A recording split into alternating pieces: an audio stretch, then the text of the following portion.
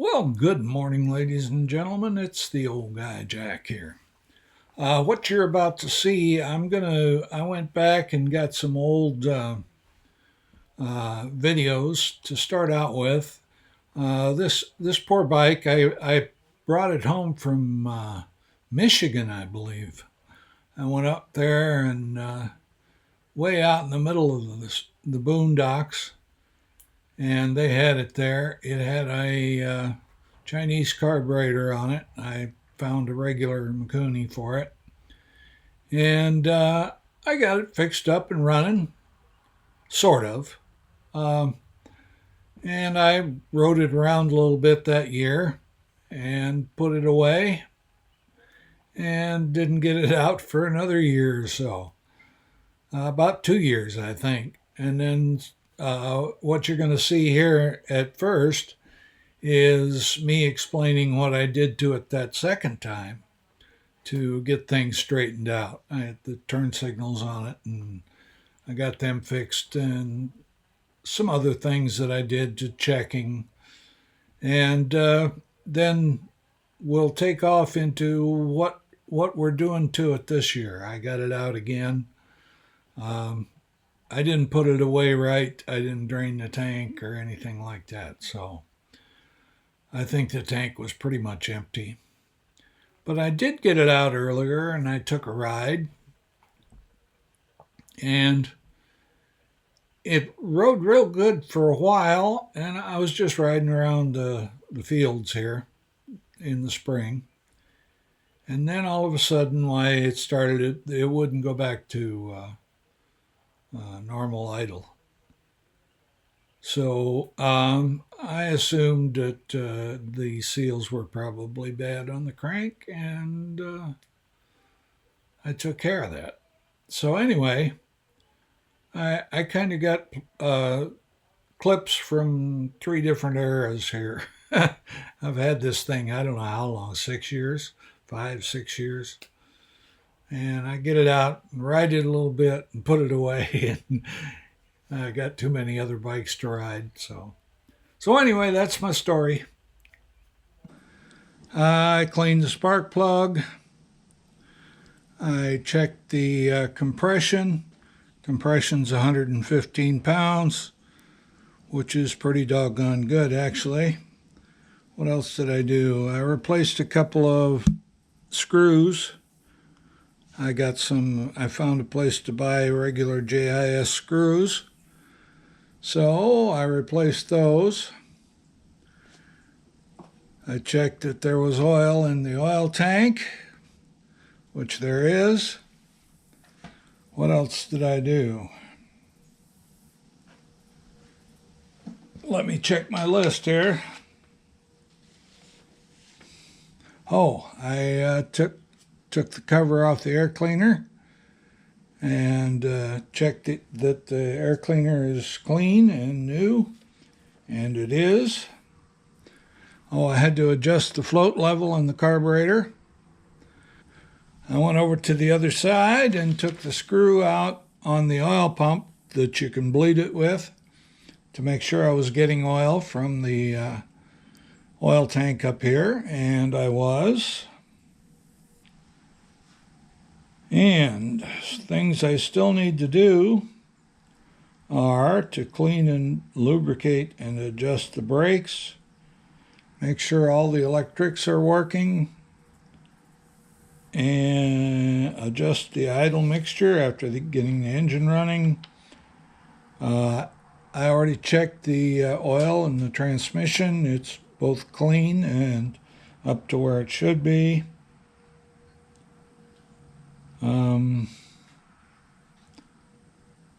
Verify the clutch operation once we get it going.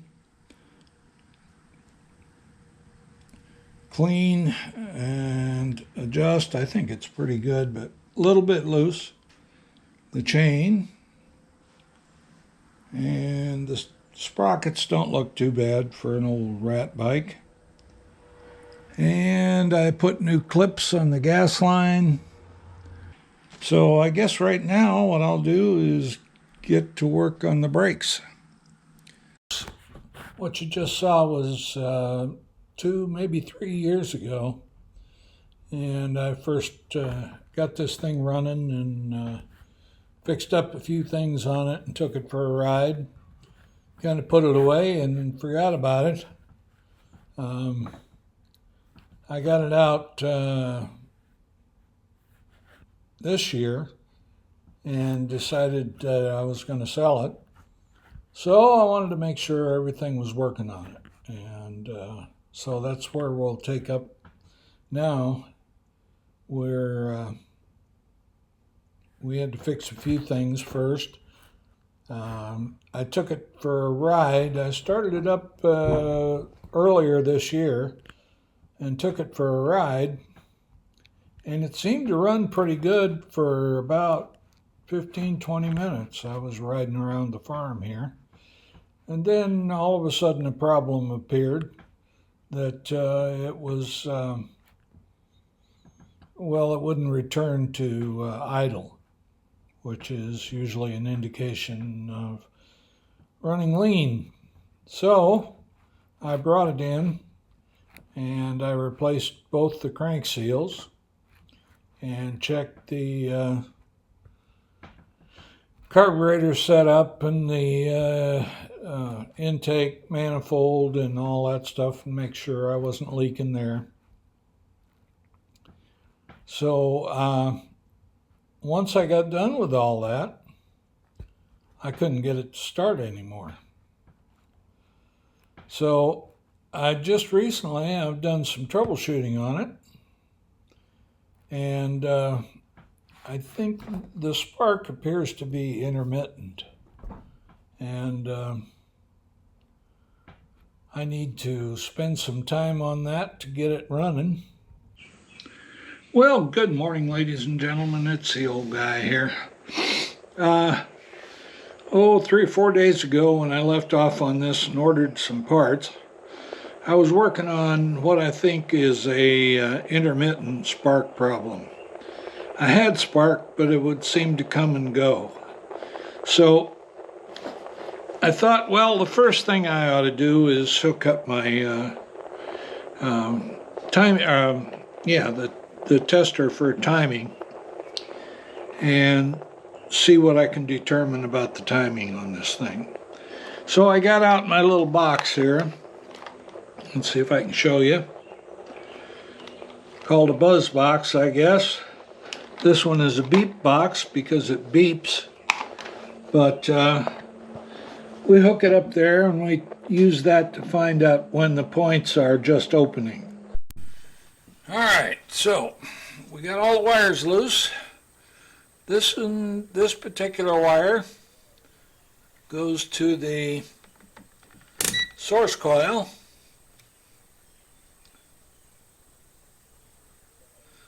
Measuring there between there and ground, we have 2.1 ohms. Alright, so 2 ohms going to the source coil is probably about right. The points, they're closed, so they're reading the 0.1 ohm, which is correct. And a little piece of paper, that should work. I'm not sure if that's good or not. Let's see what we got. Yeah, we got something. I think that paper's a little wet, but it's reading a meg ohm, which is quite a bit. Yep, meg ohms. That's good. It's reading through the moisture in the paper. All right. So the wire that goes up to the ignition coil up here, it's disconnected on this end. So it should be reading open. But it's not. It's shorted to ground.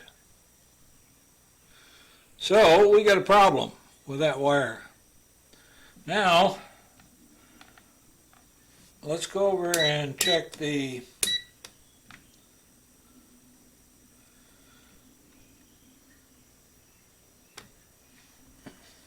Where is it? Oh, it's here. Capacitance of the condenser should read about 0.3 microfarads, and 290 nanofarads, I don't know if you can see that or not, is real close to 0.3 microfarads. So there's nothing wrong with that condenser.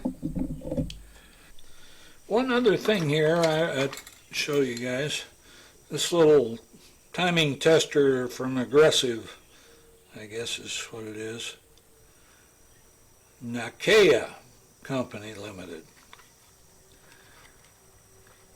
When it's measuring a short, all right, so I used my heavy duty broken but still working Sears Craftsman that I've had for, I'd guess, close to 30 years now,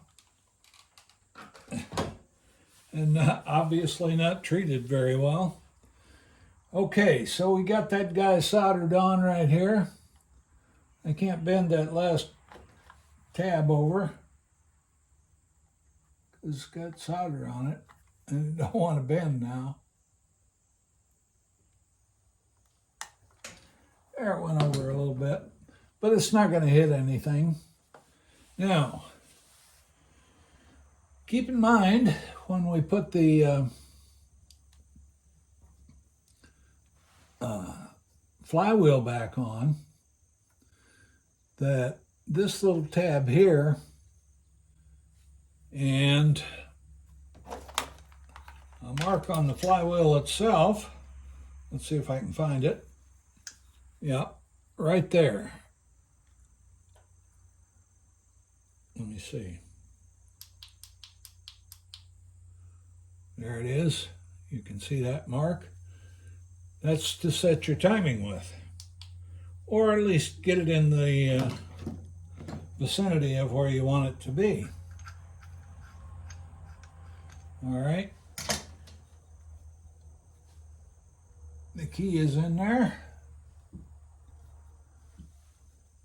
The key is here. These magnets make it difficult to get in there, but you can work it. And you gotta find where the key is, then go all the way in, and you'll see that's probably top dead center, but we'll find out. Let's just stick something down in the plug hole.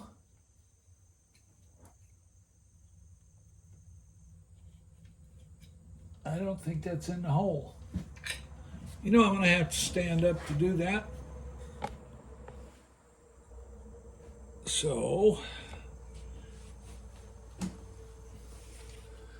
let's stick this down in there. And we're right on top of the piston.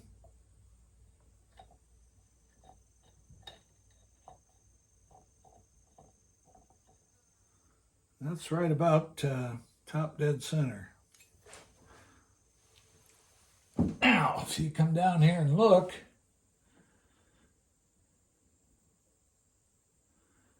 that isn't anywhere near. That's because on this little girl, we're supposed to be 1.8 millimeters before top dead center. All right. So what we're going to do is we're going to put a nut back on there and a washer. If we can find them. I'm sure they're here. Unless the little gremlin came and stole them. You never know about that. All right. We got And a lot of times there's actually three. You've got a flat washer, then you've got a lock washer,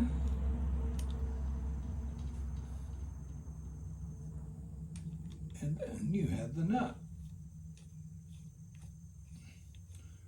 This particular nut will be a 19, I believe.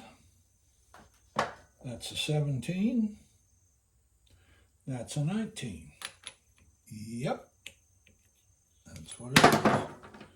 All right, so we're going to snug that up for now.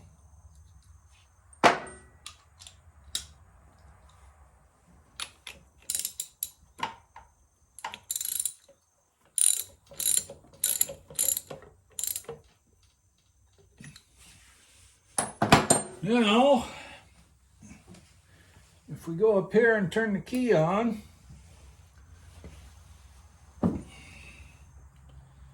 and we take our buzz box. Where is our buzz box? Here's our buzz box, but it's not a buzz box. It's a whistle box. It whistles. We got to find a good ground here. That's there. And then we're going to hook the other one up here where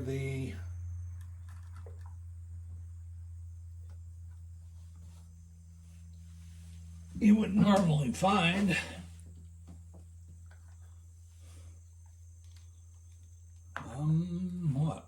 what would you normally find there? A wire connecting to the ignition coil.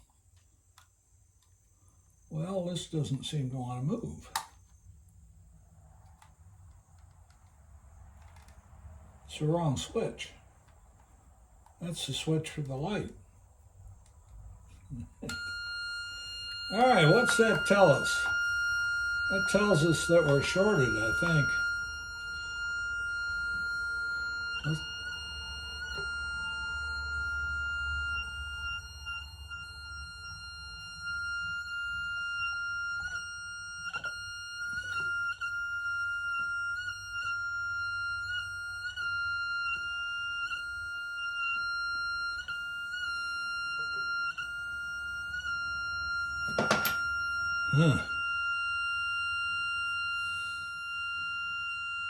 I'm working on this thing here.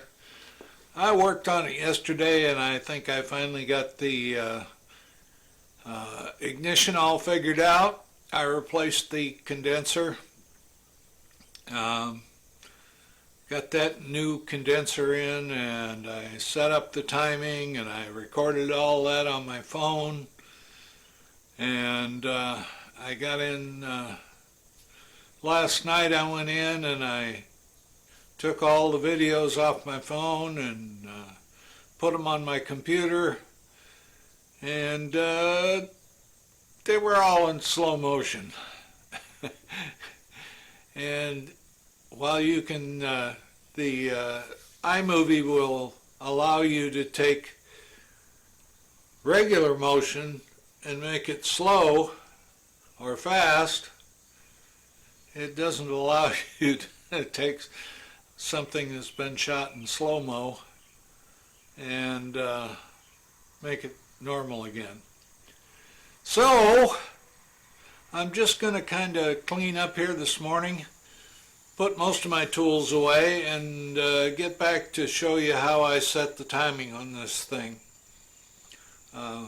That's always a bugaboo, but I think we got her pretty good right now, so I'll be back in a minute.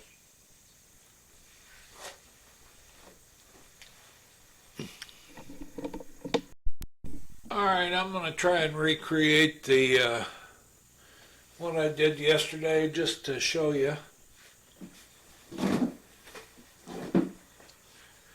First thing I did was I disconnected the ignition coil up here. And I brought this over to where I can see it. And then I connected up my little box here. It's already connected to ground down here.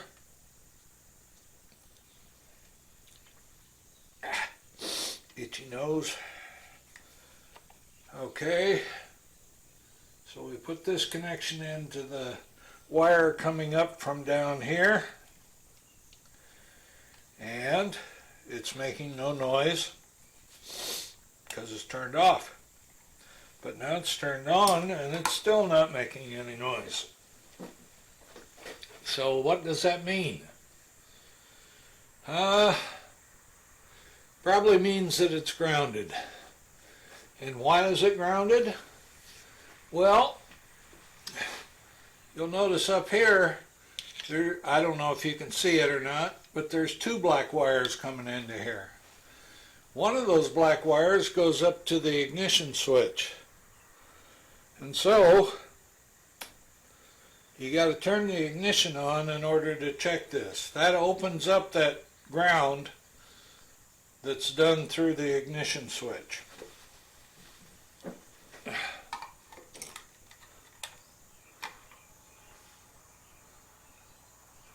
All right.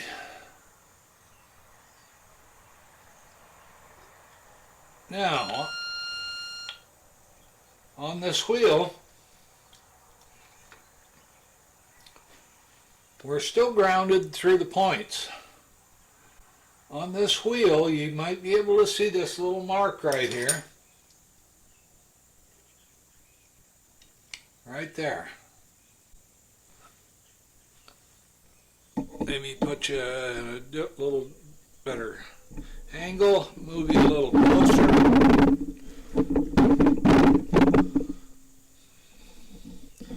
And we'll see if that shows up. This mark right here will correspond with a tab in here. And when this comes around, this is the direction of rotation. When this flywheel comes around to this point, and you hear that tone, that means that the points have just opened. You got a good solid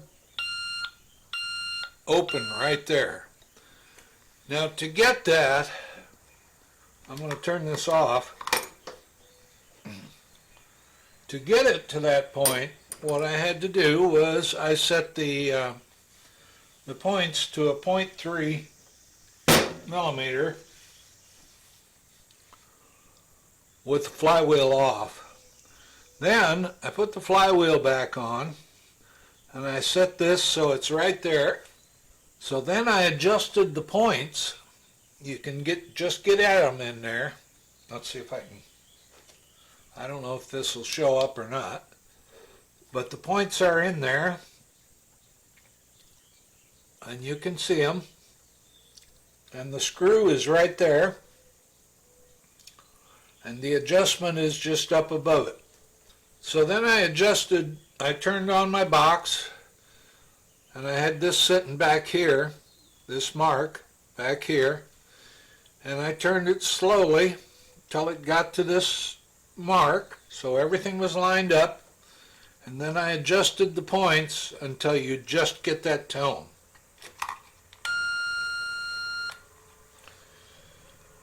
So that means that at, I think it's 1.8 millimeters before top dead center, the points open, and that's correct.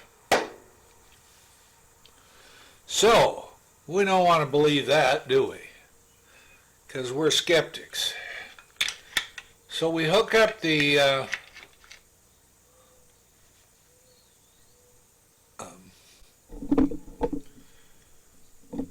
inductive pickup for my timing light. Then we kind of get the wires out of the way here.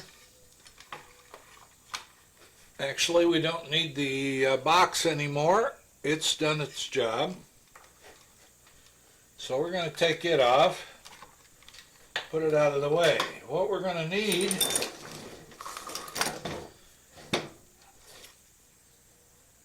is a 12-volt battery. Why? We need that to power my timing light. That's all. We've got the inductive pickup on the high voltage lead there, and we have to reconnect the lead up here to the ignition coil, because we got to have high voltage going through that wire in order to read it. Alright, let's see if I can do this by touch. Yep, it's in. Alright, we got the spark plug here. We got the key on. That means the circuit's not grounded. And this doesn't have a kill switch. We got our drill. And we're going to hook it up here. Spark plug's right here. Keep an eye on it. Hopefully you can see that. We got a good steady spark now that I changed that coil. It was intermittent before. So we're going to, once more, we're going to come down here. And I don't know if you can see it or not. We'll hope. We're going to put the drill on. And we're going to spin it. And hopefully you can see that those two marks, they're just a little bit off. Not much. So they're right there. And it's consistent. The spark is 100% consistent. And am I recording? Yes, I am. So we have this timing set up, and we're ready to put this thing back together and go for a ride, just about.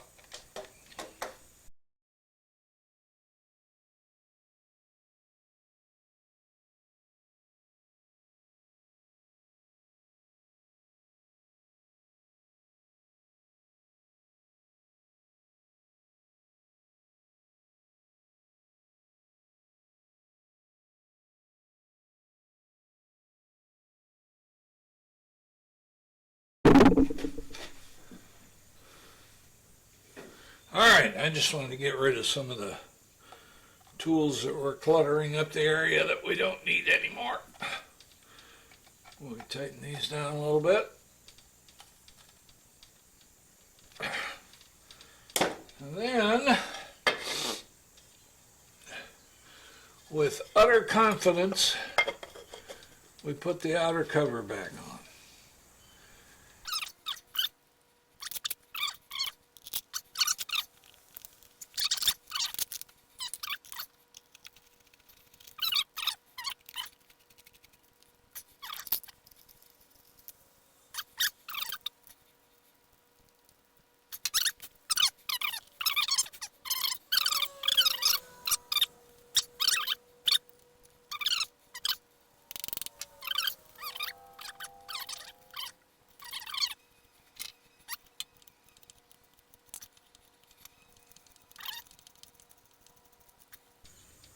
Alright,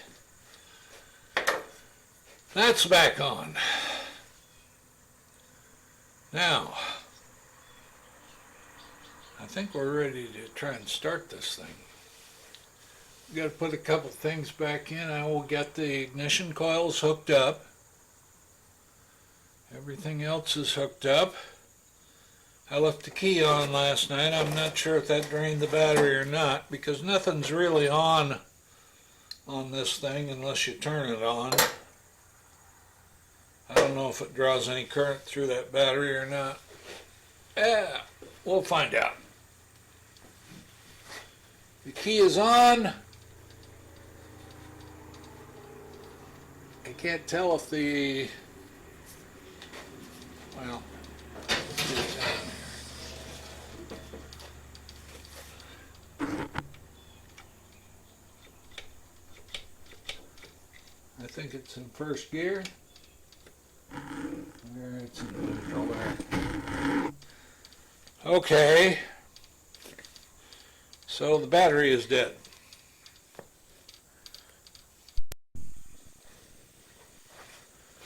Keep your fingers crossed. That we're in neutral. Because the neutral light doesn't work because the battery's dead.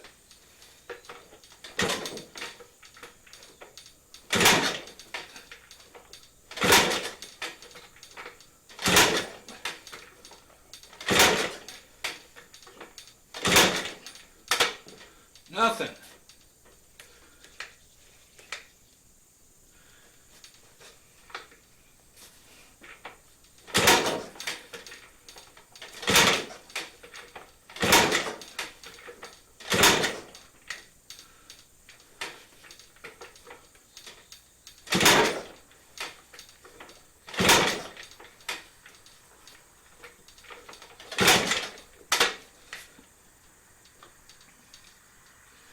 All right, I'm not sure.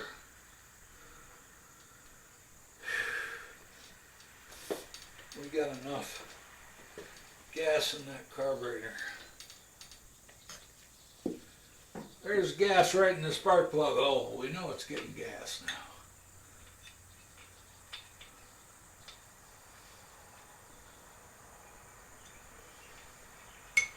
If I can get the spark plug back in before it all evaporates.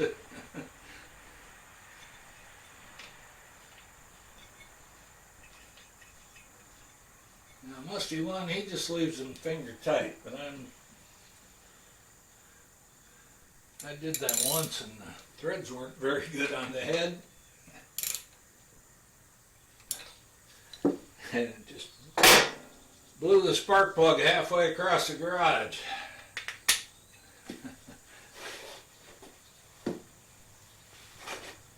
Alright, let's try it again and see what happens. I'm not going to kick it 100 times. Keys on. Hey, that wanted to start. I'm losing my bedroom slippers.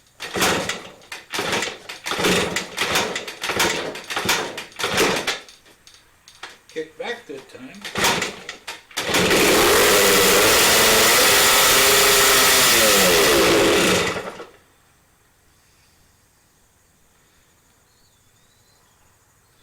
Well, that ran, didn't it?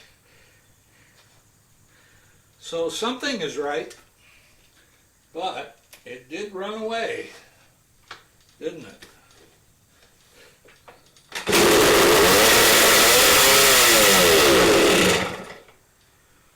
Why is it running away? Is my slide stuck? Nope.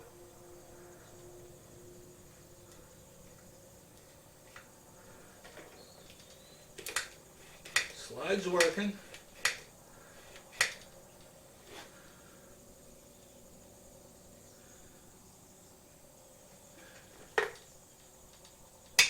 Choke off.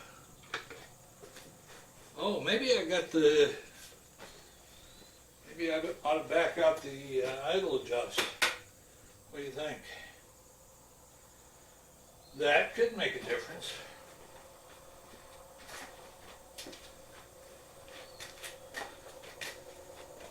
I don't know. Oh yeah, that's way in there.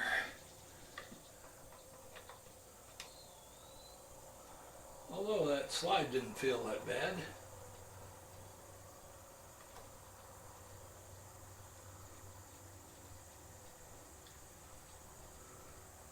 The gap on there seems okay. Huh. Not sure what's causing it now.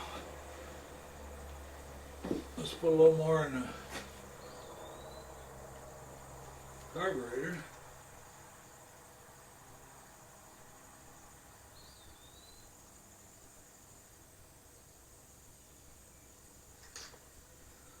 What in the world? I think it's leaking out of the gas filter. I better put some different hose on there. Alright, we got gas up to right here. It shut off and it's leaking like a sieve. Just pouring out the bottom. Let me see if a little... I don't think so.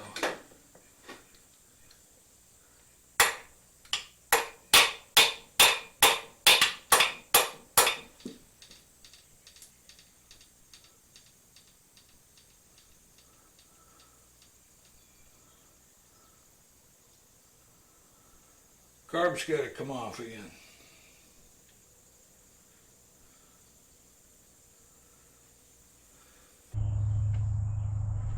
All right, we took the carb out, took the bowl off, we adjusted the float level a little bit, not by the specs in the book, but by what I think is going to work right, because it was adjusted to the specs in the book before, and it still leaked. So the bowl is full right now, and as you can see, there is no overflow. She's working like she's supposed to. So I'm going to go have a second cup of coffee, and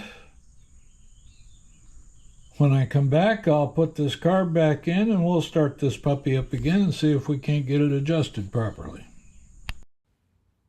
Well, folks, I've had my second cup of coffee, but in going through the videos of this thing and trying to whittle it down, I started with about an hour and a half of videos, and I got it down to about 30 minutes.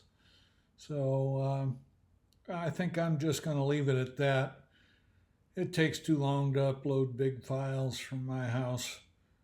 I'm just on a DSL connection, so I think we're going to call it quits here, and I'll start up again tomorrow and start making another one to get this thing running. It will run, we've seen that, and I'm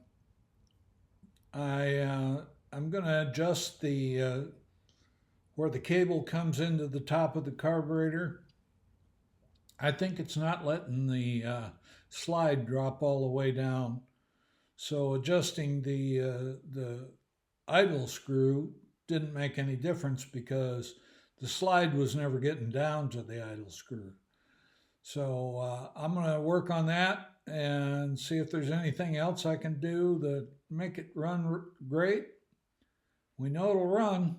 So anyway, that's the fun of it, right? We'll see you in the next one. Please like and subscribe if you'd like to subscribe. We'll see you next time.